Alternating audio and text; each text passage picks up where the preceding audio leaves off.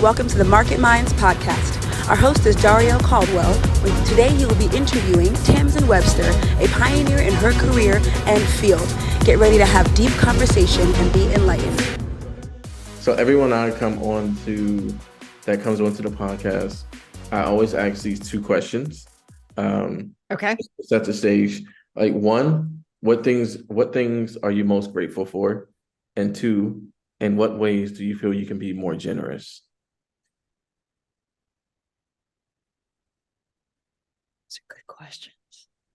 Okay. What am I most grateful for? I am most grateful to have, honestly, to have the partner that I do in my husband. Mostly because I think all of us should be so lucky to have somebody who is their champion. And because I think all of us, even in our, it's easy to be confident and, feeling powerful in your strong moments. It's really hard in your not so strong moments. And that's the moment where you need somebody else to say, I believe in you. I see your quality. I have faith.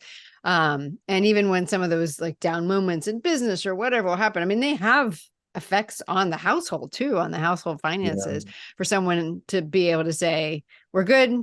We've got this. We'll figure it out together. And we're in this together. I'm very grateful for that. I am sure that I would not be doing what I'm doing right now. I wouldn't have a business of my own. I wouldn't be doing what I'm doing if I did not have the partner that I have in Tom. And there's another question. Right. You asked me both at the same time. Where could I be more generous? Apparently I could be more generous in thinking about how I could be more generous. Oh my gosh. So I think, I could be more generous in taking my internal excitement for the people and the ideas and the value that I see in the people around me and whom I'm lucky enough to call friends and colleagues and saying that externally. I am so much of an introvert that a lot of times it just never occurs to me to say stuff like outside of my head. So I'll see someone do something amazing and be like, oh, it's amazing. And I'll be like, oh, that's a great idea. And I literally forget to say, you know what? Actually, it feels really nice. Someone says that out loud, either to you or it's a place that I am trying to be more explicit in my efforts and more focused in my efforts to say out loud all the amazing things that I see, the people that I know and respect. It's amazing around me, and to help shine a light on them, because that always feels nice and they deserve it. Oh my goodness. There's so much you just said. Okay. Oh, you froze. I don't know if I froze to you too. Oh no. No, I'm here. Am I still frozen? Oh no, you're back. Okay. Yeah, there's so much. No, you're back. There's so much in what you just said. My goodness. Yeah, I think I'm gonna go this route. So this is so interesting. So how do you feel like your red thread is affected by how you communicate in the space where you were talking about, just in your generosity? Like, you don't fully all the time get to express outwardly the things that you function or want to say or want to do to the people around you. Like, how do you think that affects like your personal red thread? So, I mean, it's I mean, in a kind of counterintuitive way, it's very consistent, right? I mean, I spend a lot of intellectual energy in helping figure out for myself and for others, like where the power is in an idea and how to make the case for it and how to make that as clear as it can be to other people, so that those points of alignment are explicit and exposed, and so that alignment can happen faster. And that, frankly, is pretty exhausting work. Because it's important to me to get that right on behalf of other people's ideas and of my own. And, it's funny. I worked for a number of years, 3 years at Harvard Medical School. And part of what my job there was to help devise the communication strategy behind our fundraising efforts. So, and that had its own challenges because, Harvard needs money. It doesn't need money. Right. So asking for money for Harvard created its own inherent challenge. But what was particularly interesting is that, of course, a fair number of folks that you ask of any school or university that you ask for money are people who graduated from said school or university. And the same thing was true for Harvard Medical School. And what I discovered working there is that doctors, even though a lot of us have this expectation that they make a lot of money, and they do, they really believe in the context of the work that they do, that they are already giving back. And that, and so when you ask them to give more, part of them is like, well, wait, I'm already doing my job. Like I'm helping the world in the nature of the medical practice that I have. And I am in no way equating what I do with, the great work of talented doctors and physicians. But at the same time, it is the way that is most comfortable for me to help somebody draw attention to their ideas, is to help them strengthen the idea itself and how they talk about it so that it draws its own light to it. And I think that is part of why it doesn't occur to me, and B, it's this extra effort to be like, by the way, this is already a great idea on its own and whatever, but you should also pay attention to this one because it's great. Because like I said, it's like very much my approach because of how I'm wired is, I'm not an extrovert. I'm not naturally like, hype squad kind of person because it's just, I tend to operate much more quietly and from the inside. And so to me, it's a natural byproduct of how I do the work that I do and why. But that does not absolve me of the generosity that would come from going above and beyond that and kind of helping in my own small way to shine light, right? So rather than just kind of make something shinier, which is the nature of my work, to also shine light on those beautifully shiny ideas and concepts. I love what you said. And it goes right into what I was processing and this question as well. So I know it's like with the red thread, I always see like there's parallel themes. So the first thing I was thinking is like, okay, where do you find your red thread? Because I watched the TED Talk 1,000 times because I'm always learning, and that's like one of my top ways of developing. Some people will like go sit by a lake or a river and process things. People go do other things. But for me, I'm like, I learn and adapt and grow by watching patterns and how things are affected. So there's always a parallel I see. When I came to the process of thinking about the red thread, there's this idea of disruption. And if I think about technology, overnight technology can shift just like that. But then you have the archaic systems of how we function as people. So even when I think about when you just talked about like the doctors are like, hey, like this is how we're giving back. Things are disrupted to in a certain way. It's like, hey, we need to financially give to do things in this way. But humans or people are like, this is how we do this. And it may take a while for people to adapt and adjust. I mean, this is why I'm so fascinated by humans, first of all. And this is why I do the work that I do the way that I do it, because I am deeply interested in what is necessary to create a long-term shift in somebody's thinking or behavior. Because personally, I'm just not a fan of having to do things more than once. So I'd rather do something right, quote unquote, the first time. In other words, if I'm attempting to get someone to think or do something new and different, I don't want to have to keep doing it. Like, I don't want to do anything that invokes buyer's remorse. I don't want to do anything that invokes any feelings of being manipulated, which means it takes a lot of the traditional persuasion and influence advice out of the running, because a lot of that is about momentary manipulation or,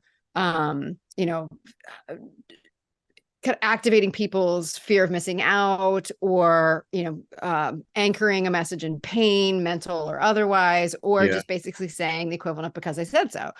And none of that, it may drive action, but I don't think it drives sustained action. It doesn't, in my mind, most of the time drive long-term change. And so it was, so this morning, as I was walking my dog, Walnut, he's a retired racing greyhound, whom I love. It was occurring to me, like an idea for a blog post started to come into my mind, because for whatever reason, I was reminded by something that our trainer said to us, like early in getting to know Walnut. Now, I mentioned he was a retired racing greyhound. And the thing to understand about them is that, they spend the first however many years of their lives on a track, and they don't generally know how to be a pet. And so when you adopt one of these dogs, there's a fair amount of adjusting where you actually have to teach them. I mean, the dog's going to dog, right? But you have to teach them to be a pet. They've never known how to do that. They've only really known what it's like to be a dog that works in that way. Yeah. Yeah. And I remember one of the things that she said to me, she's like, really, there's 4 things that there's just really 4 mindsets of a dog, and the thing that you have to understand that affects their behavior. One is, the things that there's kind of 2 things that they want to do and 2 things they don't want to do. And if you just keep that in mind and operate within that, you and your dog are always going to be in a good spot. And there were these things. 1, top of the list always is that a dog is going to want to keep doing something that it wants to do. Right. So it's like, I'm having fun. I'm playing with my friends. I want to keep doing this. Right. That's an easy thing. Yeah.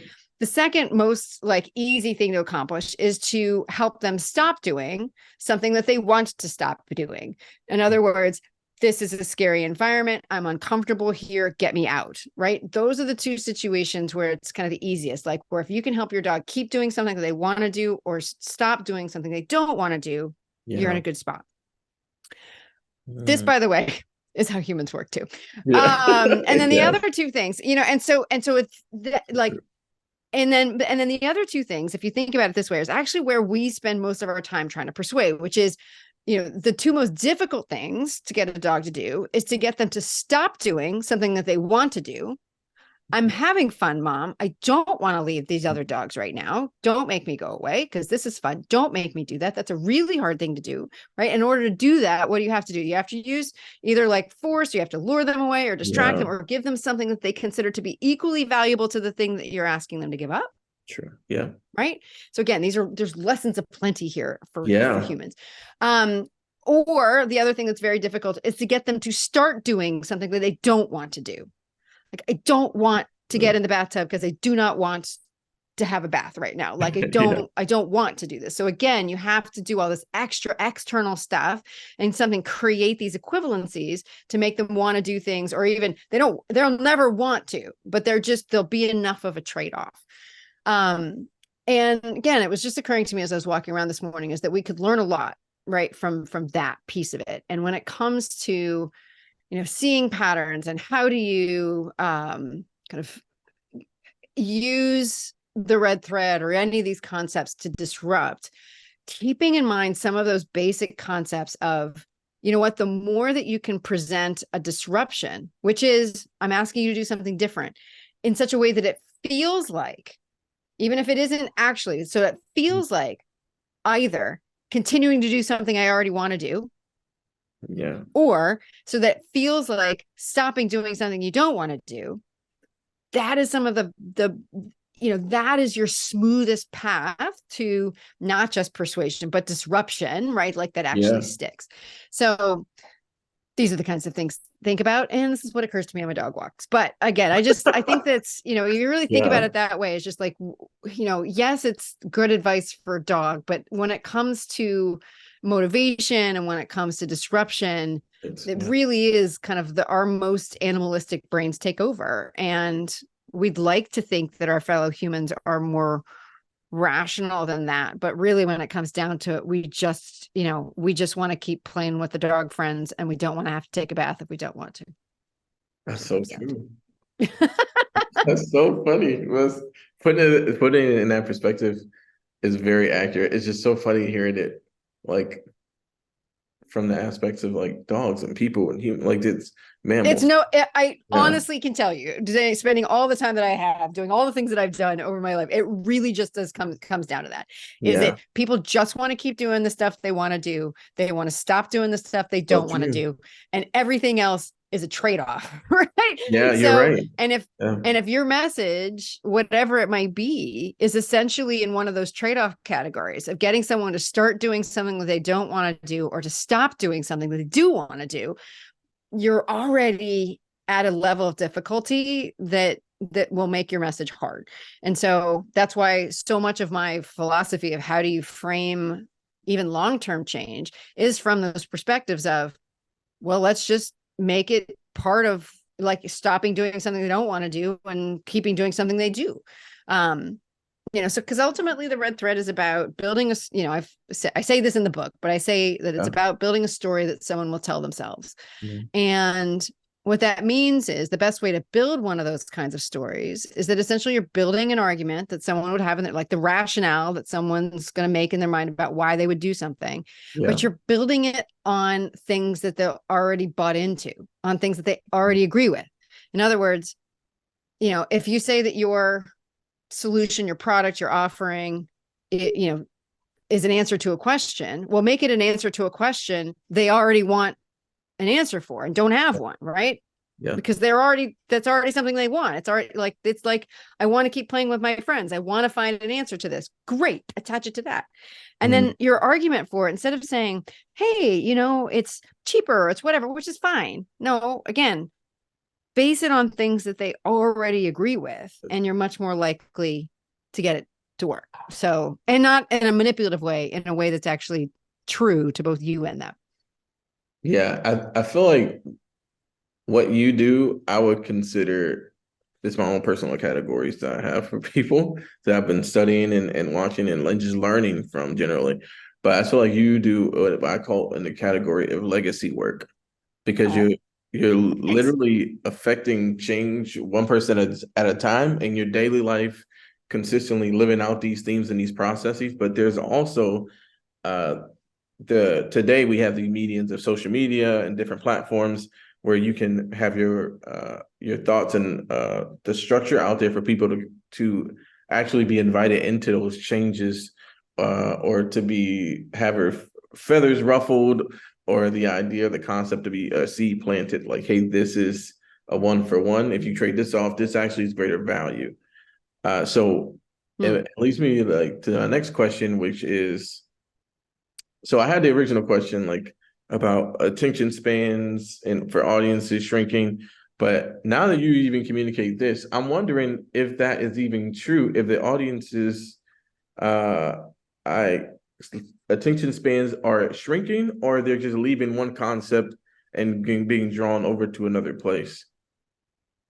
Yeah, I mean, I think there's really no verifiable research that I have seen that supports the shrinking attention span. I mean, I think, and I love your frame on it, which is that maybe it's just that we're more distractible, which is actually a little bit different. And my husband, for instance, has long said that we have endless ability to focus on things that actually capture our attention. To wit, last time you binged a TV series or whatever, how long did you sit watching that one thing? Right. So we are very capable of spending a lot of time with something that we want to spend time with. We're back to the dog park, right? Like if it's something that we want to do, we want to keep doing it. So anything that in my mind looks like the lack of attention span means that maybe just our standards for what we want to do and what captures our attention have gone up, or that there's just so much more competition that, again, it is very difficult, I think, sometimes to, particularly if you're just putting out stuff that actually isn't that different or doesn't have that kind of weight behind it. It isn't curiosity inducing, not just because it's different, because it's not just because it's different than, in some kind of like gimmicky way. I mean, I think that we've just got a really high bar now about what is actually substantively a change in approach or an unusual way to look at something. I just think that with the volume of information that we're presented with all the time, Yeah, I think all of us to some extent are the kind of pattern, have pattern Yeah. recognition the way that you talked about. Mhm. And I think that what that's done is that volume of information that's come out has just meant that our bar for what is different has gone higher and higher and higher, just because we have exposure to more stuff. And the more stuff you get, the more stuff that fills out that fat of the bell curve. You're like, same, same, same, same, Yeah. same, same, same, same, same. Whoa, that's different. And then, and sometimes you're going to go, whoa, that's different. And then you're like, oh, but that was interesting, but there's not enough there. There's nothing after that. So I'm going to, okay, fine. And then you're like, same, same, same, same. And then every now and then there's going to be something you're like, no, that actually is different. That is substantively different. That approach is different. They're doing Mhm. something different. And there's like real meat behind it. There's real, intellectual weight is something a term I used with somebody else earlier today, behind it. And then that's the stuff that, again, if it's consistent with something that you want to be doing, like it helps you achieve a goal or it helps you solve a persistent problem, again, stop doing something you want to stop doing. Yeah. You will stay engaged with it until either it solves your problem, right? Yeah. Or you discover, or you discover that it won't and you move to something else. So to me, it's just a clarion call to not just throw up your hands and go, oh, let's just shorten everything and make it this thin. I'm like, actually, no, that makes it worse. Yeah.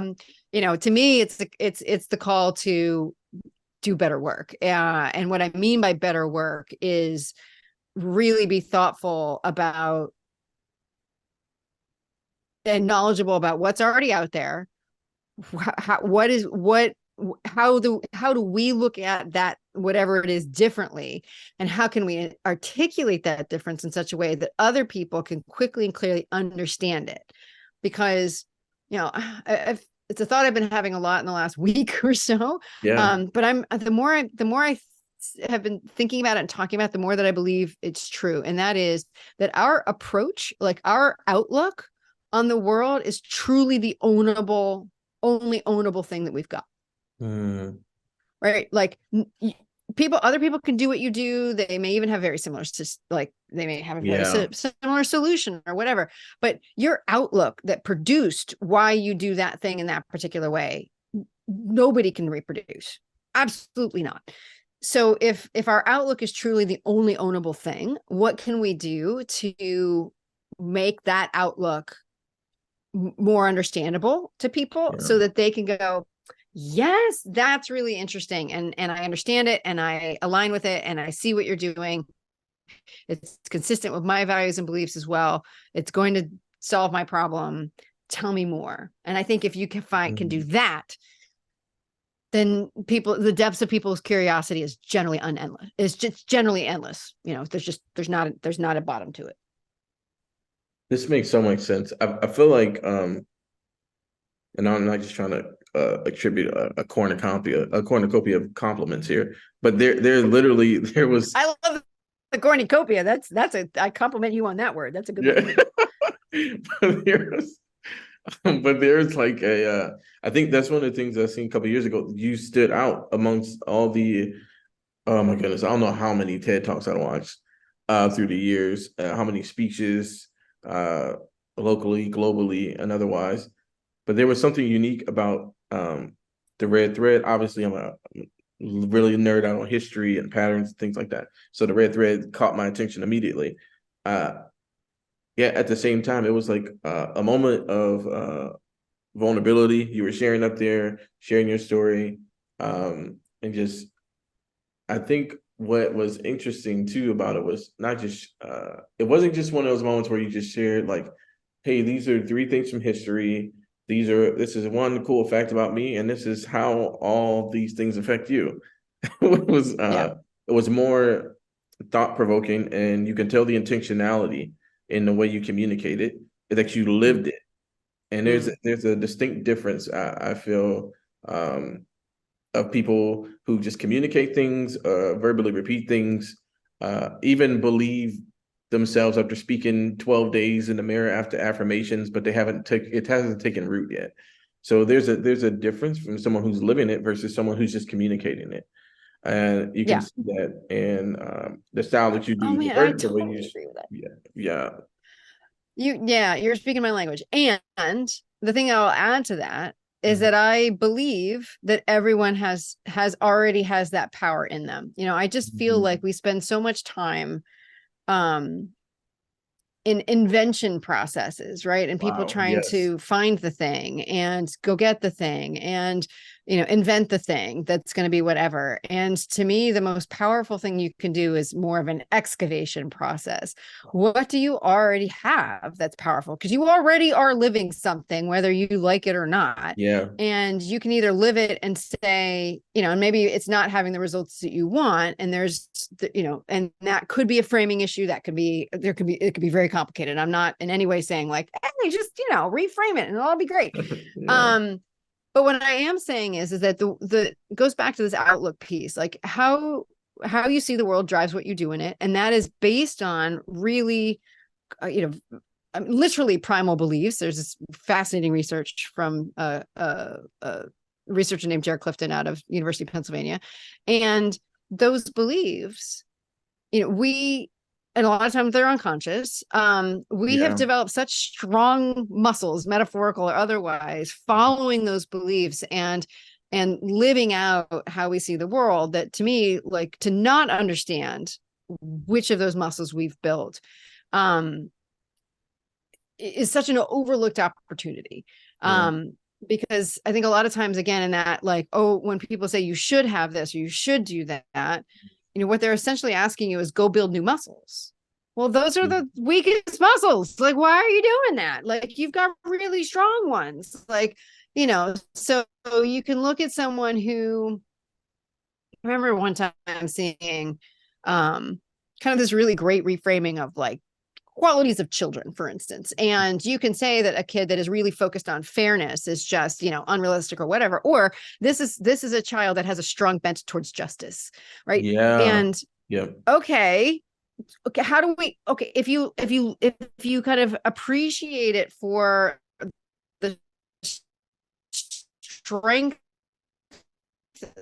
that something has built, or difficulty, you have built skills with that, and you can continue to deploy them in one way, or you can choose to deploy them in other. But I'm going to always agree that the muscles and the strengths and the skills that you've already built are always going to be a much more solid ground to build on than something that you haven't yet, which doesn't mean stop growing. Oh my gosh, no. I mean, oh my gosh, growth is and learning is deeply important to me. Yeah. But the thing that it's a phrase I developed a long time ago when I was, still moonlighting as a Weight Watchers leader, is that for me, the biggest leaps start from the surest ground, right? So even if you are trying to make a big change, that the strongest place to start from is the most stable, which is, what are the beliefs that don't change? What are your values that don't change? What are the skills that you've built? What are the strengths that you have? Not the ones that you need to go find Yeah. because you think somehow that'll be where it is. No. What do you have now that you can coalesce into a new and powerful way, and put that out there? And yeah, there's going to be other things you need to develop and adapt and whatever over time. But to me, that perspective has proved to be equally true, both for individual, as true as it is for individuals as it is for organizations, and vice versa. That anytime an organization tries to be something that it's not, fundamentally not Yeah. something that they're fundamentally not, it just never works over time, because that's just not who any of us are. So yeah, to me, I'm a real believer in understanding what you're already living and finding the power in that. Yeah. I feel like it's a journey I've seen, and in my earlier years, going through a process of going out, and I was, as a growing up, I was always excited and focused on being a neurosurgeon. So I was just like, this is what I'm gonna do. Nice. And it was a long journey. It was such an interesting process. But with that, I was just like, okay, let me just go study, let me go read just all the information, and who's the best surgeons, like who are the best neurologists, what does the history look like, what is the psychology, the emotional aspect of just wanting to this deep dive as a Yeah. 9 years old. hilarious. But like At 9? Oh my you gosh, know, that's amazing. I just love that. And fascinated. you've never shaken your love for that stuff. That's amazing. See, that's what No, I'm it's talking still about. there. The emotional, the psychology, the patterns, all Yeah. the things are just it just carried with me. But it wasn't until like later on in life that I realized like, oh my gosh, I've been doing all this out here, but like let me process why I was pursuing these things. So even Mm, externally going after these things, studying, going really hard, certifications, all these amazing things, until like a shift happened. And that's when the shift happened when I actually sat in the room and just processed just all these patterns, that all these values, what I perceived was value out here is different from actually understanding and taking the advantage of the value that that was internal that I had to excavate and dust things off. And it's really interesting to be pursuing. And I'm lucky. I'm grateful because I got that early. Some people don't have yet to do it at 60, 50 years old. They're just now going back after a career of being unsatisfied and unfulfilled, um, intellectually, emotionally, spiritually, whatever it may be, until they go back and process and start to dust off, almost like an archaeologist and an internal archaeologist, and dust off the things that they had inside of them the whole time, and then they begin to have clarity. And I'm glad now because versus having like 20 to 30 years of living through with that understanding that value, I have much more time now. Um, so how do you lead people like you personally in your company? Because I know it's a branch off of who you are. yeah. How do you feel like you can find ways, or you've already found ways to allow people to be comfortable with that internal excavation, to and then extract that to Yeah. produce, value in life.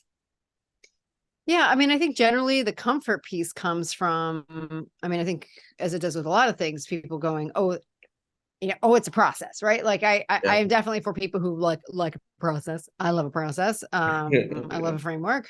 And so I think for certain types of people, having a process to follow makes it immediately more comfortable, right? And having a process to, that's one element. Now I'll be very clear. Like there's some folks that a process is deeply uncomfortable for them. They're Yeah. probably not great fits for my process. Second, like for the process people, there's also this other layer of it isn't just something I've pulled out of the air. Like there's a reason why the steps are what they are, and they're Yeah. very rooted in neuroscience and cognitive science and psychology and all sorts of stuff, behavioral economics and that kind of thing. So each of the steps is very intentional and purposeful and backed up, like each 8 ways to Sundays, like about why it's there, why I'm doing it this way, that everything that I use is, I think the oldest approach is like millennia old, because some of the things that I do go all the way back to Aristotle. And some of it's newer because it's based on like, Jared Clifton's research of, 5 years ago. So, and still developing. So that's part of it. And then the extraction piece is, I've always done this work, because again, the main focus of my work is on leaders building buy-in for large scale change. So that's a lot of organizations. That's a lot of purpose-driven organizations, impact-driven organizations, and a lot of times very technical, right? Because if we're talking about large-scale change, we're oftentimes talking about market, society, even planetary level change with things like decarbonization and climate tech and that kind of good stuff. And so what I've found over time is to ask what seem very logical questions, right? And they are, but they are logical questions that manage to pull out the kind of internal logic of emotion that we've got going on in our minds, right? So, the first substantive step of all my work with any client is to surface, as I like to put it, the audience question that their idea or their offering exists to answer. So why is it there? And I say audience question in a very specific way, because I don't mean what real problem does it solve. Yeah. That's important, but that's actually not in my mind the first most important thing. The first most important thing is to get yourself into the awareness set of your ideal audience in the first place. And the only way you can do that is if you say, you have this question, I answer this question. And Yeah. and so that ends up being, other than the discomfort that people feel because we've gotten, I think, some bad advice about like, what's the unknown problem that you solve? Again, that comes into play, Yeah. but not first. That once people go, oh, okay, well, we know people are, worried about, leaving a planet for their kids, or they are trying to improve operational efficiencies, or they're trying to ensure a standard of care or of water quality or whatever. Yeah. And our idea or our product or this change will help that. Great. Like that's, and then you say, and what is your answer to that question? And oftentimes that's going to be something like, a product or a service or an offering. And then I love to give the example on that of saying, okay, well, that's like saying in the answer to the audience question, how can I take my music with me? That's the equivalent of Steve Jobs just saying, get an iPod, like 22 years ago. Now it's a different answer, but right. Like 22 years ago, it was like, well, we've got something to answer that question. It's an iPod. And for some people that was enough, right? Just to go, oh, it's Steve Jobs, it's Apple. Here's a thing. I like music. Great. Let me try it. But for a lot of people, like they needed a little bit more information than that. And so do most humans, right? So where I typically go next with folks is to say, well, remember what Steve Jobs did when he first sold that. He said it was 1,000 songs in your pocket.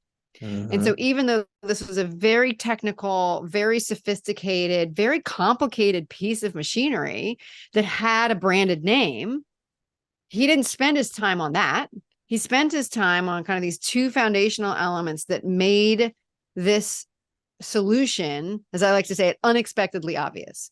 Because for someone who wants to take their music with them, well, 1,000 songs, suddenly it went from going album by album to taking, or even just part of your music library, whatever part of your music library would fit in the sun visor of your car, like to like your entire music library.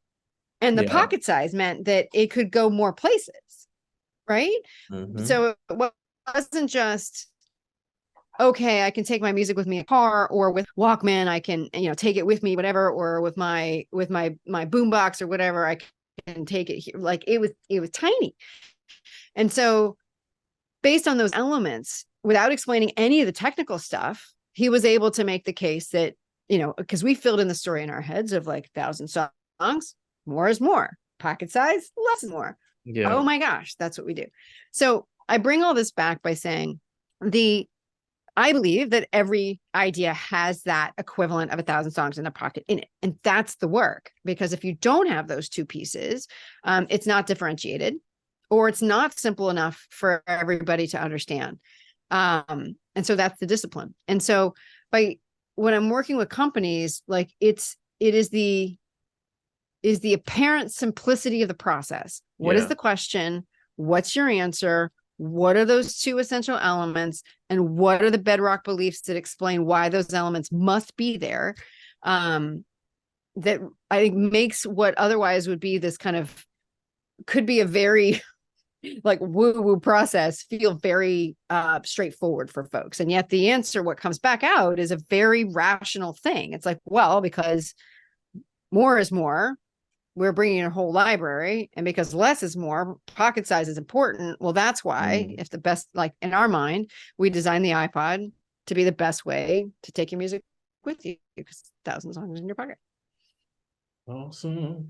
Yeah, I think that kind of like, no, not kind of, it definitely does. It goes back to something you, I think, talk about in the book about trust and communication. And even like just that phrasing that Steve Jobs used about 1,000 songs in your pocket. It connected and built trust based off the emotion. And people were like processing, well, I don't have to do that anymore. Thinking about how it's that one for one you were talking about, that trade-off. So how do you see, like, when you're mapping things out with companies? So you're in there with corporations, with different leaders, and you're not talking about doing rowboats. You're engaging with leaders that are like steering ships. So essentially, like a whole Yeah. organization. Uh, Those who I love. Yeah. I mean, I'll work on a rowboat, but yeah, the ships are fun too. so how do you feel like you incorporate like strategic I want to say strategic or emotional mapping with them to be able to convey with the whole ship, this is how we do this, and this is essentially why we're going this course. Yeah. So I have a bit of I think what appears to be a controversial or at least counterintuitive stance to this. And that is that I never try to know it's possible truly. And B, I think it can, even if it is possible, I like to avoid it because I think it can comfortable with that. Because again, I am for long-term change, and I have yet to see an instance where you can manipulate somebody into long-term change. Yeah. That can only come from within themselves. So when it comes to emotion,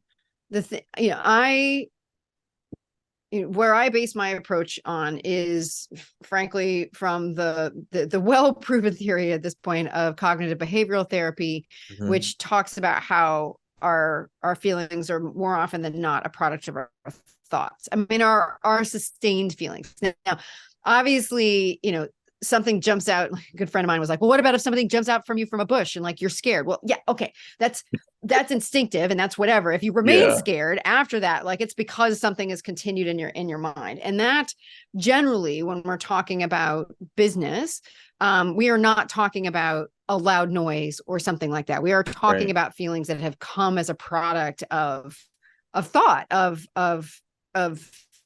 concepts, of beliefs, of values that we've articulated in a way, whether those are explicit or not. And so generally what I have found is that back to walnut and my theory of, animal motivation, is I'm gonna name this episode Walnut. I'm gonna Walnut's walking wisdom. That's awesome. Is that fundamentally, if things get us what we want them to do, if things deliver on what we want in a way that feels aligned with who we are or who we see ourselves to be or who we want to be, we feel good about that. And if things don't get us what we want or don't align with who we are, we feel bad about that. And I'm saying that really broadly because the good can sound like happy, thrilled, excited, hopeful, joyful, whatever. And bad can feel like despair and anxiety and frustration and anger and whatever. So, but generally that is true. Like if something gets us what we want in a way that we are aligned with, happy emotions. If it doesn't get us what we want in a way that we are not aligned with, sad emotions. So if we just look at kind of the basic kind of existential case for a new product or disruption or something like that, if you can make that case in a way that delivers on something that people want, in a way that they are inherently aligned with, they're going to be excited and happy about it. And if it doesn't, they're not going to be.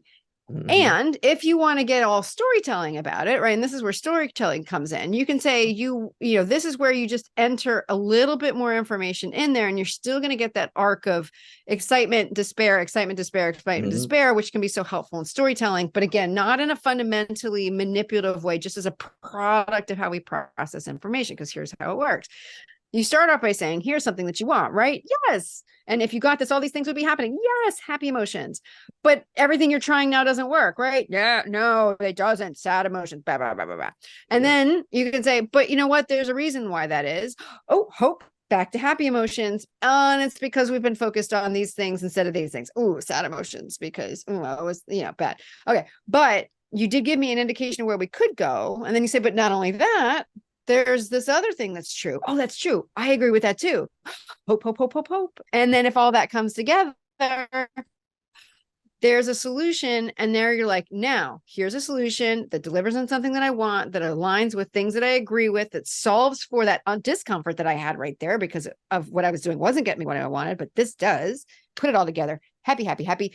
And then as long as you don't screw it up after that, right? You get someone to agree in principle, right, with this approach. Then the next pieces that can play into that emotion are, do they feel confident enough in actually how to do that for it to work, right? So that's when you have to look at things like simplicity and cost benefit and, I like to call it the effort to outcome ratio, all that stuff. But if you just, it's kind of like in my experiences, if you just give people information, and then the emotions will take care of themselves. And your job as a communicator around a change that you're trying to make should be just to give the information. It should not be to evoke the emotions, because as soon as you try to go for that, that's when you can go into really ethically murky waters. And ultimately you might be laying the seeds for the undoing of the change that you want to make. And why do that? Because I'd rather just do something once rather than do it multiple times. Yeah, that makes sense. I think this is, so I see you as not just like a communication expert, but an observational expert.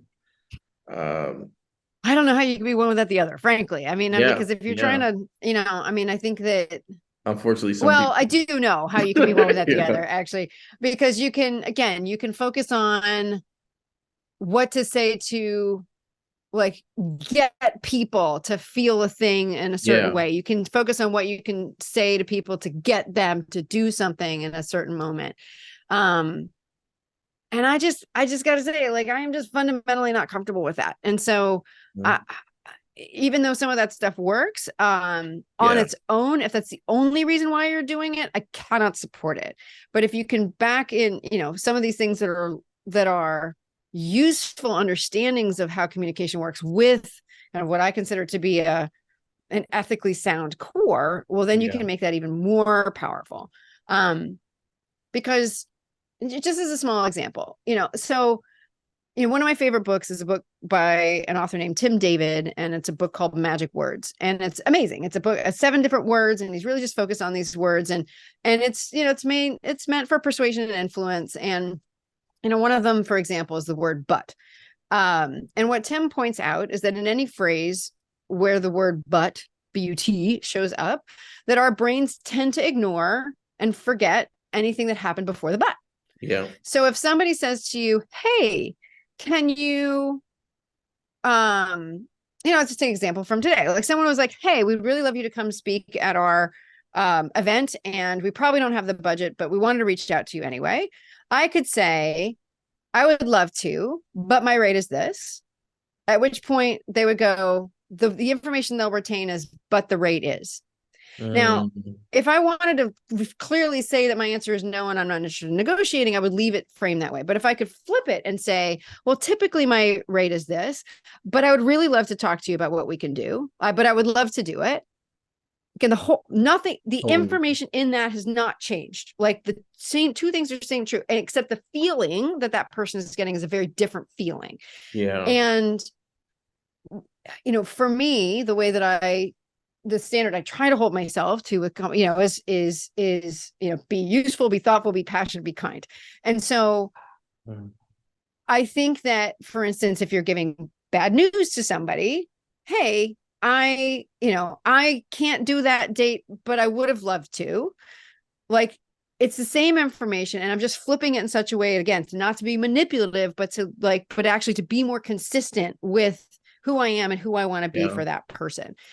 Now, just to do that, so that if you were to do it, for instance, and to say, well, there's a lifetime contract, but if you sign up today, I'll give you a discount, with the intention of getting someone to not pay as much attention to this thing that's actually not in their favor because it was in front of the butt, that I have a problem with. Yeah. Right? So this is what I mean by, like, I think that's why I say, like, you can be a communication expert without being an observational one, because you can say, oh, you know what, if you manipulate these words this way, you can get people to do this.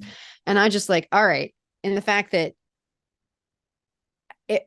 as an observer of what needs to be present to create long-term change, you can see the value in certain of those things and see how to apply them, but see how to apply them in a certain way that is consistent with those goals for long-term change, rather than, manipulative and ultimately works against them. So a little bit of a soapbox, but I think it's an important one. No, I 100% think it's important because some people use these skills for unethically sound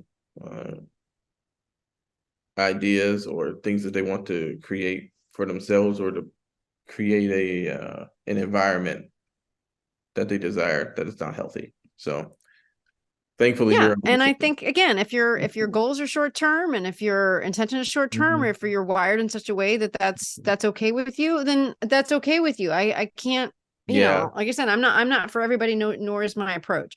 But it just struck me that it was just, there's not enough information out there about how to I even hate the words persuasion and influence, because I don't even, when I say about how to persuade someone to do something, like, again, the connotation there is to get them to do something that they wouldn't otherwise have done. And for me, that's why for me, it's much more about essentially stating your case. Like, let me just tell you my case based on, and I'm going to construct it based on what I believe we share and what I honestly believe this does for you. And if you want this thing, and if you believe these things as I do, well, then we've got a basis for moving forward. Right. But I also think making your case like that saves you a lot of time, because that first question, I sometimes call it the qualifying question, because if somebody isn't asking that question that your idea or your offering exists to answer, they're not your people, full stop, right? Like, and so why waste your time? Or once you've made your case based on kind of, again, these bedrock principles, if you don't believe that it's fundamentally better to take your whole music library with you, more than just 6 albums, well, then the iPod wasn't going to be for you. And if it didn't matter to you, like what size something was, and again, then it wasn't going to be your thing. And if you just didn't like Apple, it wasn't going to be your thing, right? So, but the faster, in my mind, everybody's got too many important things to think about. Back to our conversation about all the information we're dealing with. Can we just get to the point a little bit faster? Just give everybody the information they need to decide on their own whether or not this thing is for them or not. Because I believe people are honest enough and intelligent enough to figure it out for themselves. And so let's honor our fellow humans that way. And if you don't believe that, and if you think that gap in intelligence or whatever, it represents an opportunity for you, fine. That's how you can do your business. And I'm going to do it my way. And and because that's all any of us ever do anyway, right? So again, it just allows us to be much clearer on why we do what we do the way that we do it. So true.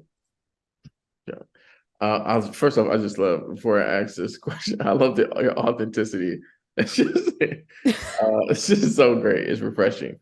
So with the thing is, like, I just don't see the point in being anything else. Again, like, I'm just going to put it out on the table, because it's like, here it is.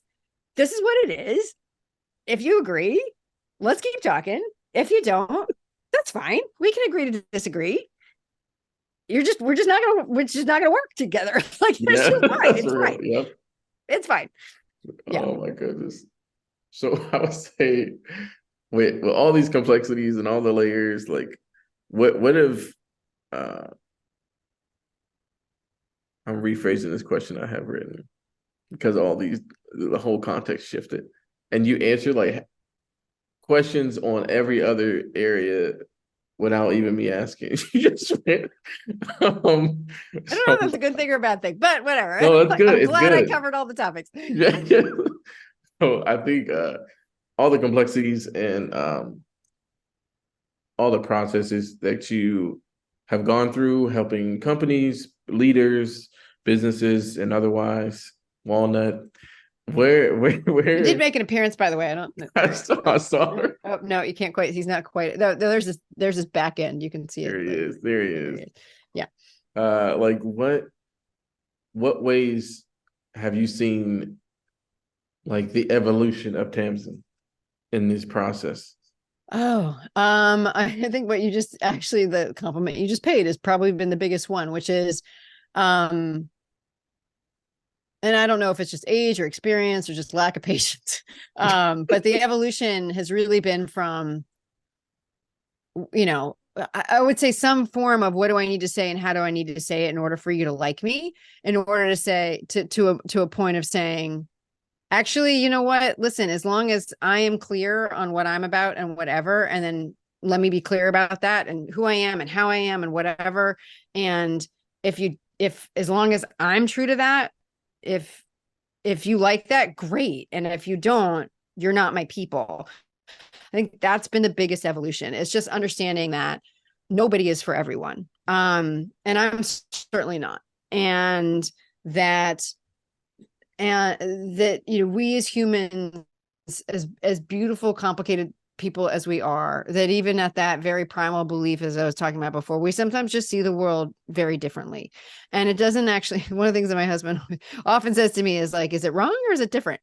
And I think a lot of times it's just different when it comes to these kind of core beliefs and how we see the world. And I think that understanding of choosing to see things as just different and not wrong, and just being able to say, listen, as long as I'm clear with you about what I care about and why, and it's coming from a really honest place where I've done the work to really say, why am I doing this way, and here's why. And that comes with this kind of automatic confidence, not any kind of bravado or anything like that, of just saying, I know who this is for. I know what problem it solves. I know what the answer is. I know why I believe that's the answer. And I've articulated it in this way. And once I've done that in a way that I feel is the best of my ability, to get to a point where to be able to comfortable with that and just say, hey, again, you're either with me or you're not. Mm-hmm. And I'm okay if you're not. Like, that's been the biggest evolution. That's awesome. Okay. And this is the last question on the podcast, because I have many others. So if you were to leave, if today was like the last day and you had to make a last impact statement, what would be the last statement you would leave or question with the world? A question or what? So it could either be a statement or a question. What would be the last statement or question you would leave to the world and to your family? That's honest. I mean, it is my own personal mantra. I think I said it briefly, quickly earlier, but honestly, the last thing I would say is be useful, be thoughtful, be passionate, and most importantly, be kind. Each of those can be fairly easy to do individually, but to strive to be all four at the same time, especially the last one, that's the key. And I think if we just all spent a little bit more time trying to be useful to one another, to be thoughtful about how what we do affects other people and how it can roll out, to be passionate about those things that we care about, but most of all, to be kind to other people, and to ourselves. I've just found that to be a very good path, for keeping myself balanced and attempting to find a state of grace for myself and for others. And I would wish that for others. Thank you. Thank you for joining us for the Market Minds podcast. If you enjoyed yourself, like, share, comment, and repost this podcast so that others can experience the market mind of Tamsen Webster.